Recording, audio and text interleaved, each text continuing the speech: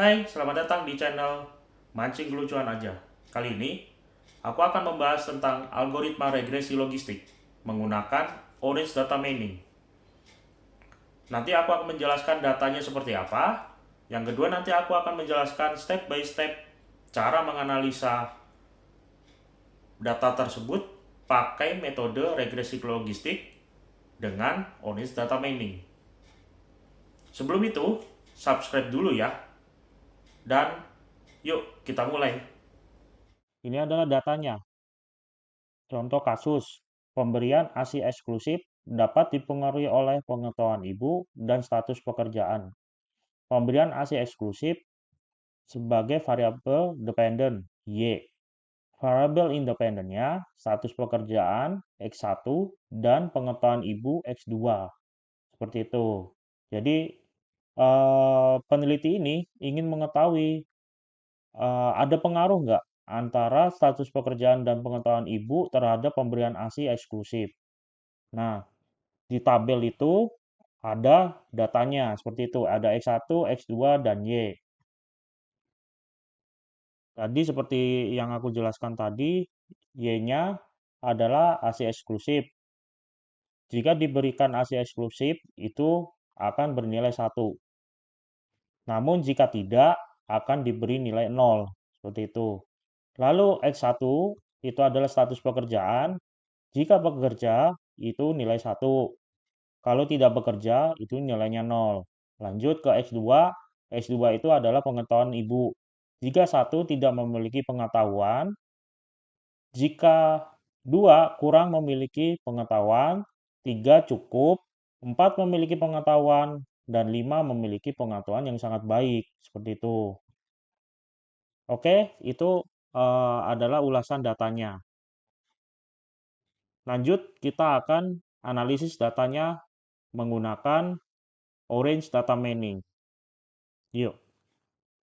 Setelah kita tahu datanya, mari kita analisis datanya pakai metode regresi logistik dan pastinya menggunakan Orange Data Mining. Yuk, kita pertama-tama klik file, kita drag and drop di sini, langsung kita ganti namanya, kita rename menjadi data training. Oke, jangan lupa kita masukkan datanya dengan cara double klik, lalu kita browse, lalu kita cari data trennya. Nah, di sini aku sudah mempunyai datanya. Jadi, nanti data tersebut, data ini akan aku masukkan ke Google Drive. Nanti linknya akan aku sertakan di deskripsi video ini ya. Seperti itu ya. Oke, kita klik data trend, kita open. Nah, di sini ada info. Ada 40 instance. 40 instance itu 40 inputan. 40 row atau 40 baris seperti itu ya. Tiga fitur. Tiga fitur itu ada Y, X1 dan X2 seperti itu ya. Terus ada no missing value, tidak ada nilai kosong seperti itu. Oke. Jadi ini ya. Lalu kita apply, kita silang aja. Nah, kalau kita ingin mengetahui kondisi datanya, kita pakai data table. Seperti ini, double klik. Seperti ini adalah tabel data trainingnya seperti itu ya. Di sini ada info, ada 40 instance, 40 inputan, no missing data, tidak ada missing data, tidak ada data yang kosong. Terdapat 2 fitur dan 1 target. Targetnya dengan 2 nilai, 0 dan 1, seperti itu ya. Lalu kita close. Data training ini kita modelkan pakai regresi logistik. Kita cari regresi logistik ini ya. Nah, kita rapikan. Kita geser lagi. Nah, seperti ini. Lalu dari model ini kita prediksi dengan cara klik, lalu kita cari prediksi. Ini dia prediksinya. Nah, seperti itu. Sudah dapat prediksinya, kita ingin mengetahui nih hasil prediksinya, maka kita akan pakai data table. Nah, kita rapikan dulu. Nah, seperti ini. Nah, oke, kita klik prediksinya. Kosong kan? Karena apa? Data tesnya belum kita masukkan. Jadi ini masih dalam keadaan modelnya itu belum diuji gitu, belum diuji pakai data test. Oke, kita masukkan data, kita masukkan seperti biasa filenya ke sini ke kanvas. Jangan lupa kita ganti, klik kanan rename data test atau testing boleh. Nah, seperti ini ya. Lalu eh, jangan lupa kita masukkan dengan cara double klik, kita browse, kita cari data test. Nah, ini dia open. Seperti ini ya. Nah, ini ada info, ada 6 inputan, 6 row atau 6 baris, ya. Ada dua fitur. Bedanya dengan data training tadi, data training ada 3 fitur, ini ada 2 fitur aja. 2 fitur itu, kenapa 2 fitur? Nanti Y-nya, yang tidak ada di sini kan Y-nya. Nah, Y-nya nanti akan diprediksi dengan regresi logistiknya, seperti itu. Ini ya, tidak ada missing value. Nah, info yang lanjutnya tidak ada targetnya gitu ya. Oke, yuk kita apply, kita silang, kita tidak perlu ya untuk mengetahui tabel kondisi tabelnya ya. Langsung aja kita select kolom. Select kolom ini bertujuan untuk merapikan mana yang menjadi target, mana yang menjadi fitur. Nah, ini tuh. Mana yang menjadi target, mana yang menjadi fitur. Seperti ini ya. Kita silang. Nah, langsung saja kita taruh di prediksi di sini. Seperti itu ya.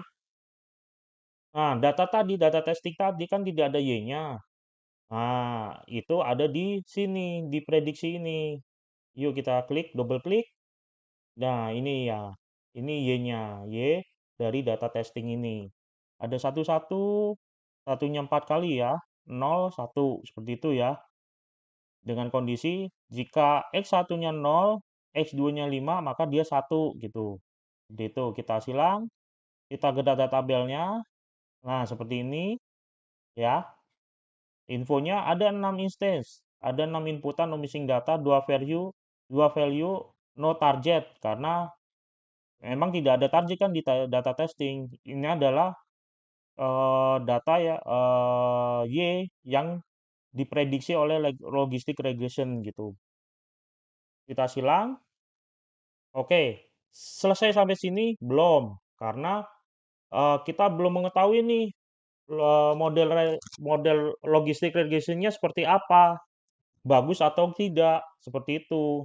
Maka kita perlu test and score dan confusion metricnya untuk mengevaluasi model ini seperti itu. Oke, yuk kita evaluasi modelnya dengan cara kita masukkan lagi file ke kanvasnya. Ini ya. Jangan lupa klik kanan rename, kita ganti namanya data all atau gabungan boleh. Data all aja ya. All itu berisi apa? Data training dan data testing. Jadi yang training itu 40, testingnya 6, itu dimasukkan dengan Y-nya yang hasil prediksi logistik regression itu gitu. Dijadiin satu berarti nanti total datanya ada 46 seperti itu ya. Nah, ini data all-nya, kita double klik, kita klik browse, lalu kita di sini ada data gabungan, kita open. Nah, ada info 46 instance. Sekali lagi aku ulangi, 45 instance itu 46 terdiri dari 40 training dan 6 data testing seperti itu. Ada 3 fitur, Y, X1 dan X2. Tidak ada missing value. Lalu Y-nya sebagai target ya. Ini sudah benar. Oke, kita apply, kita X. Lalu kita test and score. Kita tarik test and score. Nah, ini ya, test and score ya. Nah, test and score ini kita uji pakai logistic regression. Kita tarik. Nah, ini dia. Ini ya. Oke, kita lihat test and score-nya. Jadi berapa hasil test and score-nya? Kita klik di sini, kita double klik ya. Nah, ini dia. Saya perbesar dulu. Nah, yuk kita analisa, aku akan interpretasi maksud nilai-nilai ini. Jadi kita memprediksi ini memakai model logistic regression, di mana AUC itu adalah area under the curve, kurva. Itu nilainya 0,87. Artinya, dengan nilai AUC 0,87, model yang kita prediksi tadi, model tadi, itu memiliki performa yang baik untuk membedakan antara ibu yang memberi ASI eksklusif atau tidak. Jadi semakin AUC itu mendekati 1, prediksinya lebih baik. Seperti itu ya. Sekarang ke CA. CA itu 0,848. Artinya, nilai akurasi, CA itu klasifikasi akurasi ya, classification accuracy gitu ya. Nilainya adalah 0,848.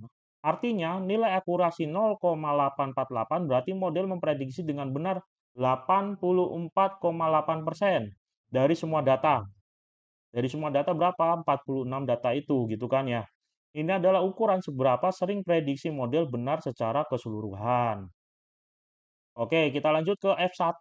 F1 F1 score ya namanya ya. Nilainya adalah 0,844. F1 score adalah rata-rata harmonis dari presisi dan recall. Seperti itu.